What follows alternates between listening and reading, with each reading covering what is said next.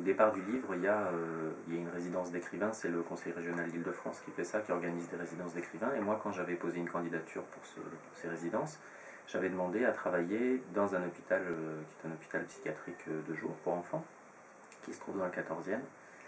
Et oui, j'avais organisé dans le cadre de cette résidence un atelier avec un petit groupe d'enfants. Une fois que je me suis trouvé dans cet hôpital, il s'est passé un truc, c'est ce que je raconte dans l'introduction, il s'est passé un truc, c'est que, bon, c'est quand même, c'est des gamins qui vont assez fort, hein, et la cohésion du groupe est quand même menacée assez souvent, pas juste avec mon atelier, ça se passe fréquemment dans l'hôpital.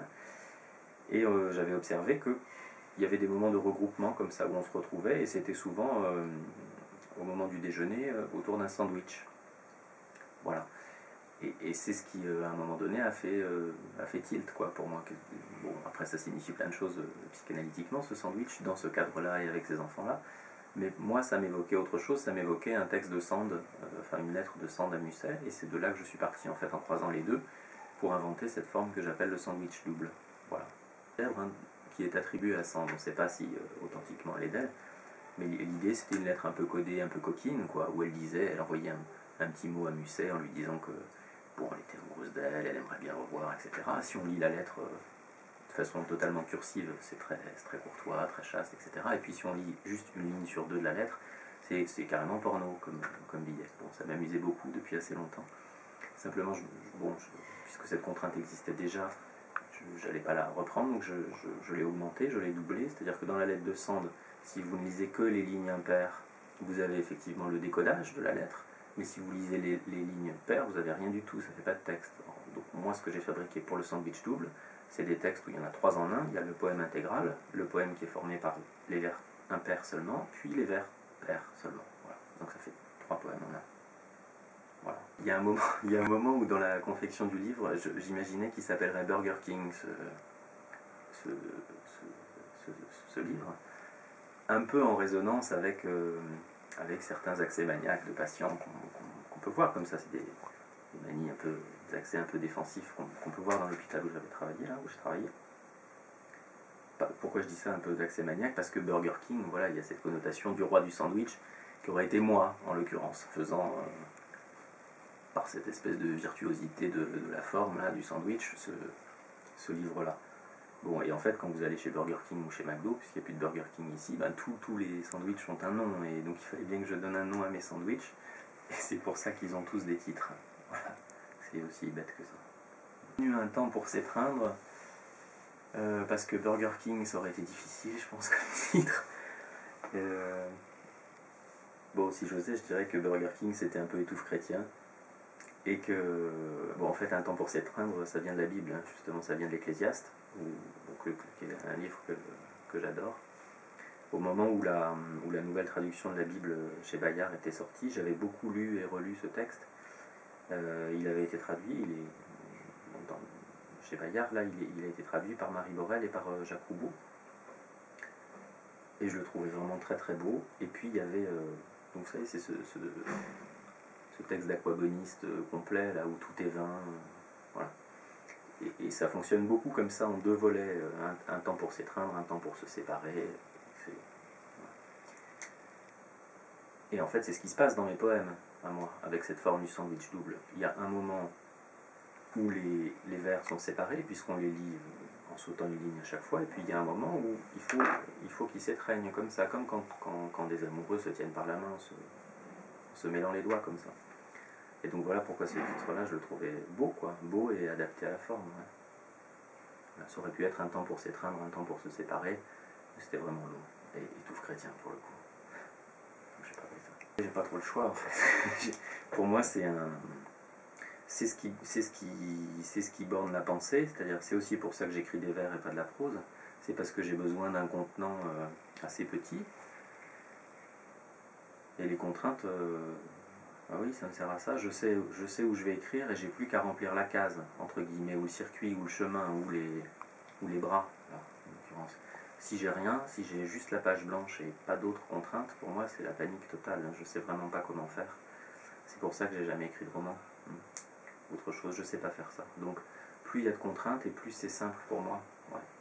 Les premiers livres étaient déjà assez contraints. dans mon Lorrain, c'était le fait que les vers soient justifiés à gauche et à droite, ça me donnait vraiment une butée pour écrire et pour penser. Dans Beauvoir, j'avais une sorte de ritournelle à la fin de chaque poème. Je savais que j'avais un leitmotiv comme ça qui revenait dans chaque chapitre.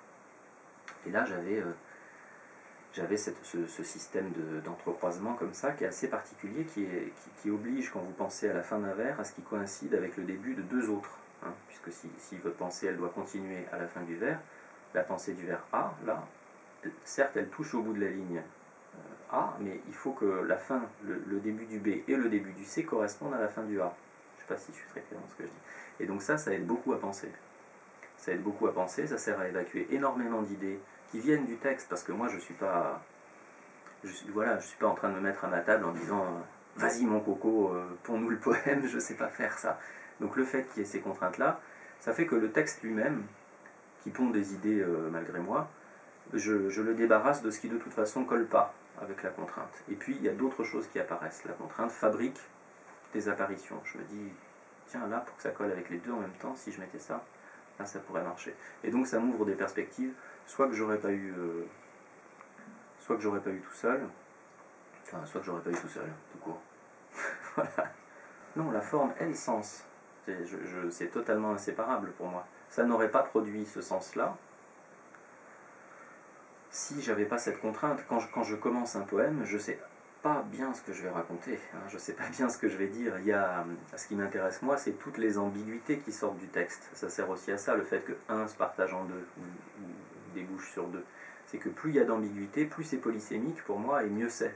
C'est ça que je cherche, c'est que le lecteur, ils doivent travailler aussi pour faire des choix entre les sens qui se présentent à lui, parce qu'il y en a plusieurs. Quand vous arrivez dans un poème, il y a plein de sens possibles. Et donc, pour penser lui-même, le lecteur, il faut bien qu'il mette la respiration quelque part et les liens logiques quelque part. Donc tout est induit, oui, par la forme, ça c'est sûr. Une amorce, mais alors souvent c'est une ambiguïté comme ça, de sens, où je sais que une chose que j'ai relevée peut signifier plein de trucs différents, donc je pars de ça, et puis après je vois bien ce que le texte raconte, par lui-même, je veux dire, au bout d'un moment, ça s'adresse à vous, le texte. Donc je vois bien ce qui sort. Et puis, donc soit j'ai cette amorce-là, verbale, soit j'ai une image. Ça peut être ça plein de fois, là, ça s'est présenté. J'ai une image, et je me dis, comment je vais la coder, quoi. Ouais, comment je la code. Comment, à partir de l'image, je fabrique une énigme pour que le lecteur puisse reconstituer une image. Ça arrive. Alors là, ça prend longtemps à fabriquer. Plus longtemps que quand j'ai une amorce de texte. Et encore, celui-là, je vais plus vite qu'auparavant. J'ai dû mettre 2 ans et demi ou un truc comme ça pour écrire. Et il y a 52 poèmes dedans. Donc oui, c'est assez long. Bah oui, c'est beaucoup de... J'aimerais bien être grand poète inspiré, tout ça, mais c'est pas le cas du tout. C'est beaucoup de travail. C'est Cadio qui disait ça, qui travaillait à l'établi, là. Ben ouais, c'est pareil. C'est vraiment à l'établi. Bon, pour moi, c'est un ordinateur, puisque tous les mouvements, il faut que je les pense à l'ordinateur, sinon c'est pas possible.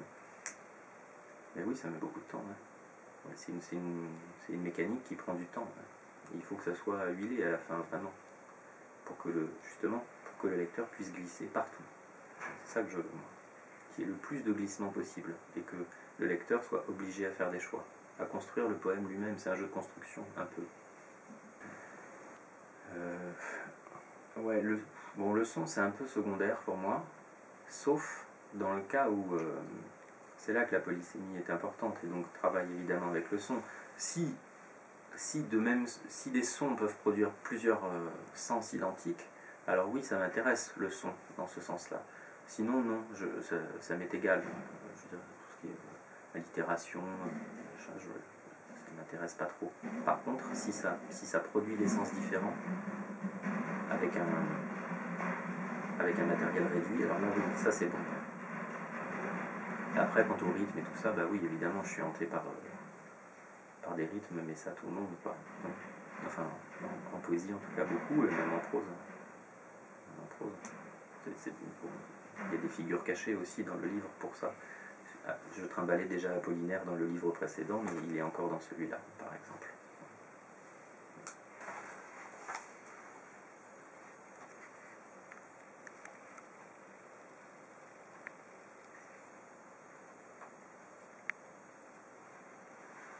Je cherche, hein.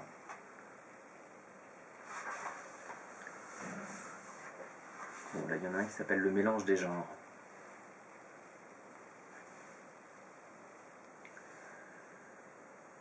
J'ai rêvé que je rêvais, et c'était vrai, de sorte que cette nuit-là, des râles, que je croyais d'amour, du mur montaient, comme quand une femme ahane, à la recherche du temps qu'elle perd depuis l'origine de son propre rêve, au rythme ralenti du cœur.